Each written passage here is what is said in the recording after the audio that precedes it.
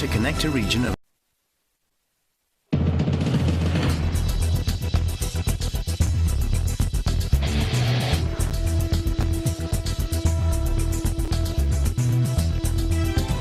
We're working to connect a region of over 600 million bridges between our lands.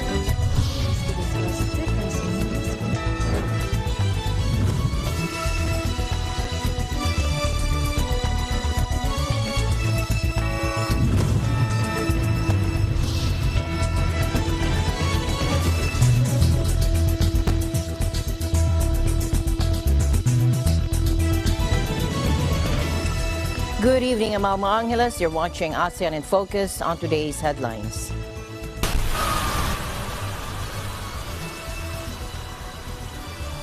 Typhoon Noro barreled into Vietnam's central coast early today, bringing powerful winds and heavy rains. UN investigators said that the Myanmar junta commanders who ordered an attack this month on a school that left a dozen children dead could be liable for war crimes. The World Trade Organization's chief says she believes the world's heading towards a global recession. Or both. The Asian Development Bank announced plans to provide at least $14 billion over 2022 to 2025 in a comprehensive program of support to ease a worsening food crisis in the Asia and the Pacific.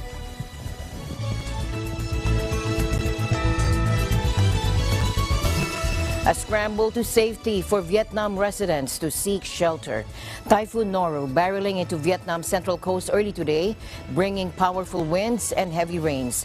Authorities said they had evacuated nearly 260,000 people from their homes. Take a look. Yên tâm hơn, cô lên đây là yên tâm hơn. Mà lỡ về Tây Ninh có chi là nhà nước họ chỉ mình đi chỗ có. Chứ còn cô ở nhà là cô ngủ không được đâu. Ở nhà lỡ chừng sụp cái miếng tàu và miếng chỉ là người mình nhẹ dí này, rồi tim mình mệt nữa. Lên đây an toàn hơn con.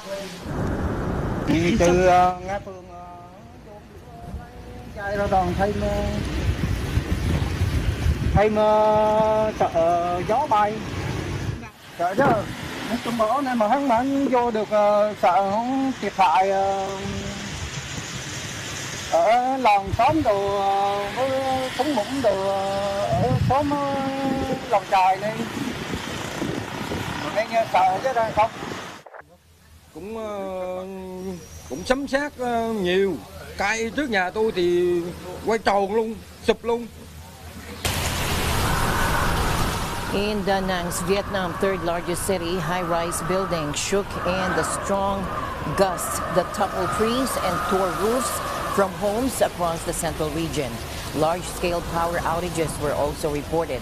Forecasters said heavy rain would continue into the day, and they warned of landslides and serious flooding. The Defense Ministry has mobilized around 40,000 soldiers and 200,000 militia members equipped with armored vehicles and boats in preparation for rescue and relief operations. Almost half of Vietnam's airports have already been shut. Schools and offices across several central provinces, including in Da Nang, were also closed. Residents rushed to secure their homes.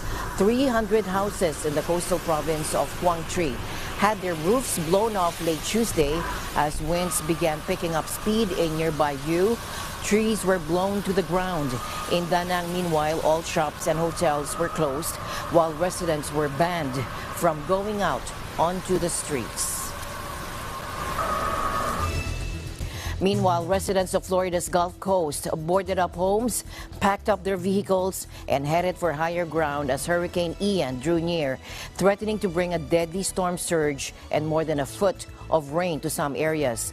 Now, calls to heed evacuation warnings were echoed from local Florida officials on up to U.S. President Joe Biden, who said Ian could be a very severe hurricane, life-threatening and devastating. Take a look.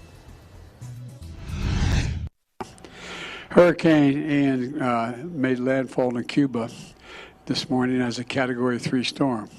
Florida is now preparing for the hurricane to make landfall. Forecasts can change, but for now, the experts say this could be a very severe hurricane life-threatening and devastating in its impact. I just spoke this morning with the areas that are likely to be hit, the mayors of Tampa, St. Pete's, and Clearwater. All of them are in the storm's path, and they're focused on the safety of their communities, and they're doing everything they can to get people out of harm's way. Evacuate when ordered, and be prepared for the storm when it comes. And evacuations have already been called for. Landfall will be tomorrow night, Wednesday night, but it's going to meander through the state all the rest of Wednesday night, all of Thursday, and it's going to exit most likely sometime on Friday morning. So this is going to be a lot of impacts, and they will be felt far and wide throughout the state of Florida.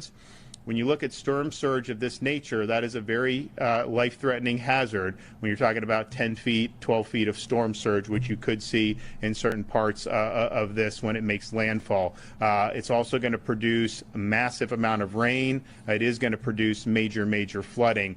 The storm, when it impacts land, it's expected, yes, it will weaken, but it will also slow, which means it's just going to be churning out rain, moving at a snail's pace. That rain is going to pile up very quickly in different parts of Southwest Florida. So we train throughout the year to make sure that we're ready to fly and prepared to respond. In the lead up to the storm, we'll do pre-storm assessments. We'll also do storm call-outs to advise any mariners on the water of the dangers that are coming. So we also check for any vulnerable infrastructure so that those areas can be shored up and people can be evacuated if needed. Well, right now, City of Tampa workers are working really hard to fill up sandbags.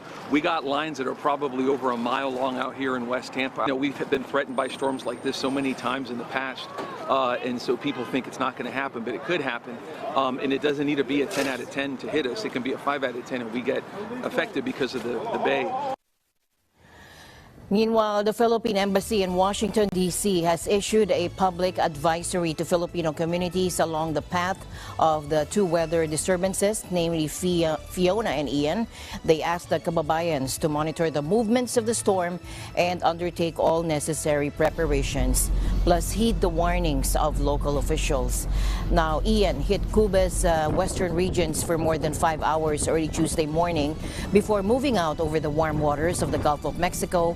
The INSMET Meteorological Institute said the storm damaged Cuba's power network and it plunged the island into darkness, leaving it without electrical service. State Electricity Company Union Electrica said on Twitter. The U.S. National Hurricane Center said it expects Ian to gain strength before hitting the west coast of Florida as an extremely dangerous major hurricane. In its latest bulletin, the NHC said to be prepared for life-threatening storm surge, catastrophic winds and flooding in the Florida Peninsula. Tropical storm force winds are already battering the Florida Keys, the chain of islands off the southern tip of the state's mainland, according to the National Hurricane Center.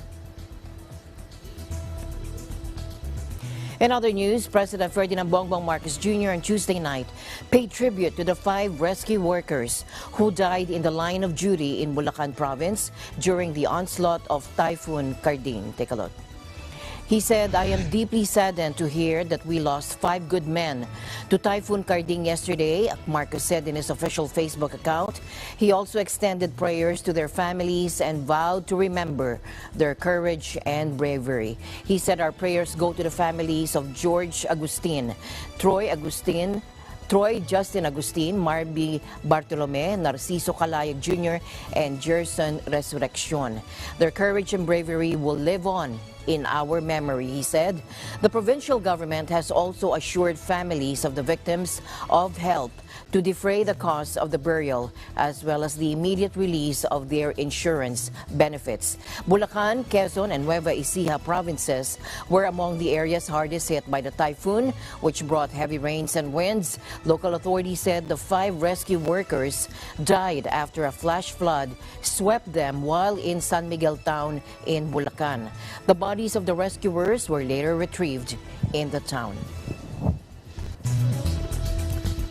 Meanwhile, in Thailand, authorities are now on high alert for the rapidly intensifying Typhoon Noru, which is expected to be downgraded to a tropical storm before reaching Thailand's northeast on Thursday. Now, we have a report coming in live from Diomerl Baldo. Hello, Diomerl. How is Bangkok and the whole of Thailand doing?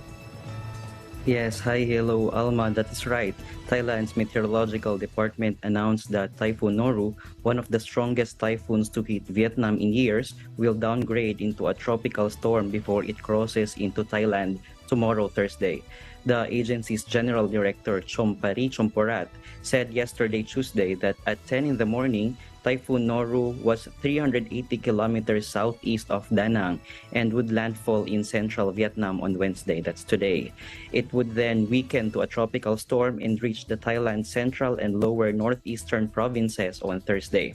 On Tuesday, it will be remembered that the government has prepared by setting up a war room to closely monitor the impact and mitigate the effects of the typhoon. She warned that the storm will bring heavy rain to the northeast central plain, including the Greater Bangkok, east and south, and cause flash flooding and mountain runoff with strong waves along the shorelines.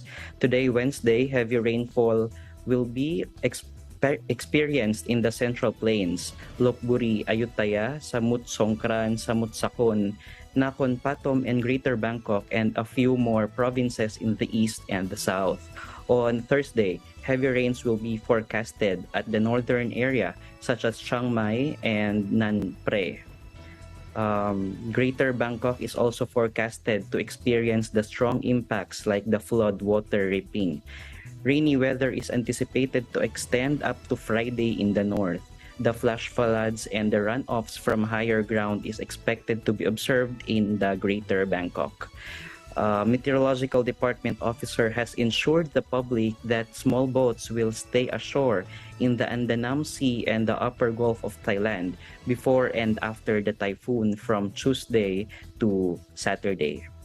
Reporting live from EBC Thailand Bureau, I am Diomerl Baldo, and we live in extraordinary times. Thank you very much, Diomerl, for your report. Please take care, and we're looking forward to more updates on the tropical storm Noru. Thank you, Alma. Keep safe too. Thank you. Now, a tropical storm forecast to batter Thailand this weekend could shake up the three-way fight for the MotoGP World Championship after leader Fabio Quartararo failed to capitalize in Japan. Now, the French reigning world champion could only finish 8th at Motegi on Sunday in a race to forget for the title-chasing trio. Now, that was at least better than chief rivals Francesco Bagnaia, who crashed out on the last lap trying to overtake Quartararo, and Alex Espargaro, who came 16th after a malfunction with his Aprilia. Quartararo extended his championship lead over Italy's Bagnaia from 10 points to 18 in Japan, despite being well off the pace of race winner Jack Miller. The Yamaha rider has not won a race since June in Germany and seen his lead at the top whittled away. Heavy rain and lightning badly impacted practice at Motegi, and the elements look set to play another significant role in Thailand for all 3 days, including Sunday's race. In tonight's other news, in an interview in New York on the sidelines of the General Assembly, Executive Secretary of the UN Framework Convention on Climate Change, Simon Steele, said the world needs an approach of collective responsibility when dealing with climate change. Let's listen in. Climate change does not respect borders and boundaries. It doesn't respect political election cycles. But what it does do, it impacts the lives of people globally. So I think taking that approach of collective responsibility and doing what needs to be done, and it's not just from a moral perspective, it's not just from an ecological perspective, it's also good business. It makes good business sense, and the cost of inaction is far greater than the cost of action. You know, measures can be taken, but those measures aren't by the small islands, the most vulnerable who suffer the worst consequences of climate change, aren't the cause of climate change. You know, that rests within the G20 group, where they generate 80% of global emissions. And they also have the means to solve the problem, you know, with 85% of global GDP. The 2022 United Nations Climate Change Conference, or COP27, will be held from the 6th to the 18th of November this year in Sharm el-Sheikh, Egypt. UN Secretary General Antonio Guterres appointed Mr. Simon Steele of Grenada as Executive Secretary of the UN Framework Convention on Climate Change on August 15 this year. And the Asian Development Bank today announced plans to provide at least $14 billion over 2022 to 2025 in a comprehensive program of support to ease a worsening food crisis in Asia and the Pacific and to improve long-term food security by strengthening food systems against the impacts of climate change, biodiversity loss, and the war in Ukraine. Actually, the Russian invasion of Ukraine have posed a very serious risk to the economic outlook of this region. Obviously, there are two kinds of risks. One is indirect impact and direct impact and indirect impacts. The indirect impact, indirect risk, has been looked through. Very steep price increase in food and energy. I'm quite sure import countries of food and energy will see this year's import bill much more expensive than last year's, which means adding inflationary pressure on the economy. Together with the steep increase in food prices, the possible reduction of fertilizer supply by Russia would have a significant impact on the agricultural production of this region as well. And this has become a very serious concern in terms of food security, as you mentioned, rightly. So this is exacerbating the already challenging situation due to the economic fallout of COVID-19. Now, ADB estimates nearly 1.1 billion people in the region lack healthy diets due to poverty and food prices. The announcement also comes after the bank recently cut its 2022 growth forecast for the region to 4.3% from its April projection of 5.2%.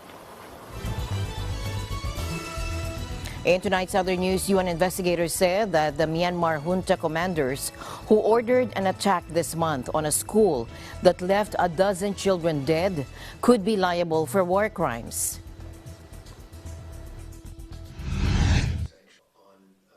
It is incredibly important for the world to give a damn. It is very important for the nations of the world to stop failing the people of Myanmar and act. The key here is to stop the flow of weapons, but also to stop the flow of revenue that is flowing into the coffers of the junta. A school in a monastery and 2 helicopter gunships, foreign-made, foreign-provided, swooping in on this school while soldiers entered the grounds with automatic weapons firing away. Children, terrified, running, looking for cover. 11 of them at least killed, literally blown up. And the story of a young boy whose arm had been blown off, screaming to his mother to please kill him because the pain was so great. The UN Independent Investigative Mechanism for Myanmar, or IIMM, said in a statement that the September 16 attack in Yet Cone village in the northwestern Sagaing region may be considered a war crime with commanders criminally liable. Teachers from the school said that some children were playing outside while others attended classes as 2 helicopter gunships flew in and opened fire with machine guns and heavy weapons. And they described the terrifying horror of the onslaught, including watching a wounded child screaming in agony. The Myanmar junta said they had sent troops in helicopters to the village after receiving a tip-off that fighters from the Kachin Independence Army, an ethnic rebel group, and from a local anti-coup militia were moving weapons in the area. The military accused the rebels of using civilians as human shields and said it had seized mines and explosives from the village. Foreign Affairs Minister Retno Marsudi said in her speech at the 77th UN General Assembly that ASEAN will also continue to seriously address the situation in Myanmar.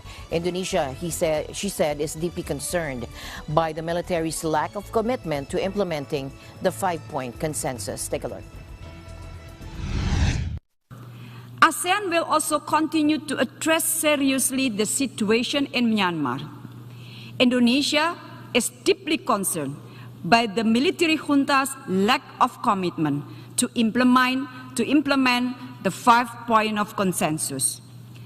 ASEAN must move forward and not be taken hostage by the situation in Myanmar. The support of the international community, in particular the neighboring countries of Myanmar, is very important to bring back democracy in Myanmar.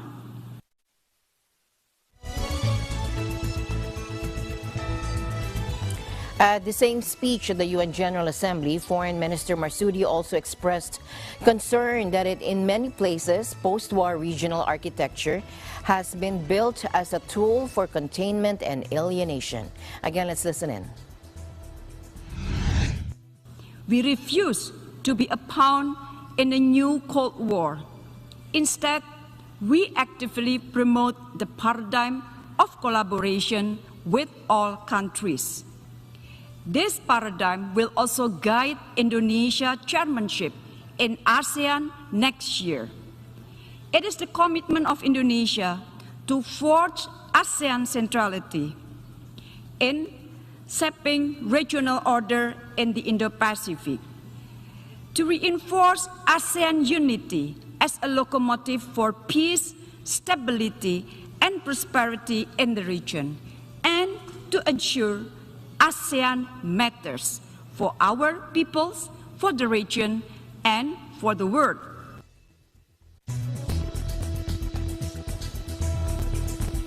The World Trade Organization's chief Ngozi Okonjo-Iweala said she believes the world is now heading towards a global recession. Again, let's listen in. Will be we'll pass this down to a recession in the developed or a global recession or both. I think a global recession. Right. That's what I think we're edging into. But at the same time, we have to start thinking of the recovery. We have to restore growth. The world is in a very difficult place at this time. We have a situation in which we're grappling with multiple crises. I often refer to it as a poly-crisis, simultaneous exogenous shocks hitting the world. We have security shocks, we have climate shocks, we have energy shocks, we have food price shocks, and all of this hitting countries at the same time. So we cannot afford to do business as usual. Central banks don't really have too much of a choice but to tighten and increase interest rates. But the repercussions on emerging markets and developing countries is quite severe because they too are tightening and increasing interest rates.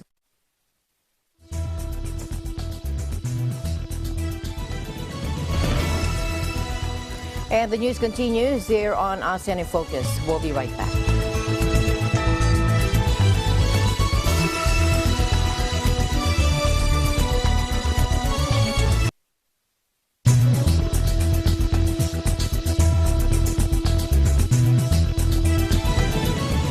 Welcome back. With tickets selling fast and party suites costing up to $70,000 a night, Singapore is now putting the pedal to the metal when it hosts Asia's first Formula One race this weekend since the pandemic. Take a look. But what we're seeing in Singapore is Singapore's open for business. So corporate travel has come back, leisure travel has come back. We're seeing huge conferences and meeting and events coming back to Singapore as well. So you know, the F1 is like the icing on the cake for us at this time of year. But we're very much seeing great occupancy levels coming back to Singapore and business coming back. I think it's really like a precious opportunity, especially after the COVID situation. So for us, food business, I believe it's really going to be a big thing for us. I mean, it's one thing to just, I guess, watch it on TV and like stay up late and just try and do it, but it's another thing to actually be here and kind of feel the building excitement of like watching kind of everything kind of come together into like a stadium and watching all the roads like eventually get blocked up, just the general hype. Away from the track, the city-state will be letting its hair down with concerts by Westlife, Black Eyed Peas, and Suede, plus American rapper Fat Man Scoop and Dutch DJ Oliver Heldens. About 25 corporate meetings and events, including Forbes Global CEO Conference, are also scheduled, allowing executives to mix work and play. Authorities have not released numbers, but ticket sales for Singapore's biggest event since the pandemic have already exceeded 2016 when 2019 when 268,000 spectators watched, according to Ong Ling Lee, an executive director at Singapore Tourism Board. Race tickets cost from 98 Singaporean dollars to nearly 10,000 Singaporean dollars. The Tourism Board said that the F1 has generated more than 1.5 billion Singaporean dollars in tourism receipts since its Singapore debut in 2008. Singapore has removed all COVID restrictions except for mask wearing inside buses and metro trains after vaccinating most of its population of nearly 6 million and deciding to live with the virus. And finally, Indonesian officials have released a rare footage of a Javan rhino calf captured using camera trap at the Ujung Kulon National Park, the mammal's last remaining wild habitat in the world. Take a look. Now, Javan rhinos are the most threatened of the 5 rhino species, with only around 60 individuals that live only in Ujung Kulon National Park in Java, Indonesia. Javan rhinos once lived throughout northeast India and Southeast Asia. Vietnam's last Javan rhino was poached in 2010. Now, this species is a dusky gray color, and it has a single horn of up to about 10 inches. Its skin has a number of loose folds, giving the appearance of armor plating. The Javan rhino is very similar in appearance to the closely related greater one-horned rhinoceros, but has a much smaller head and less apparent skin folds. And as my usual habit, I'd like to end the day on a positive note. Let's encourage and build each other up so that no one is left behind. And that's it for tonight's broadcast. I'm Alma Angela. Stay in the news because we live in extraordinary times. Good night.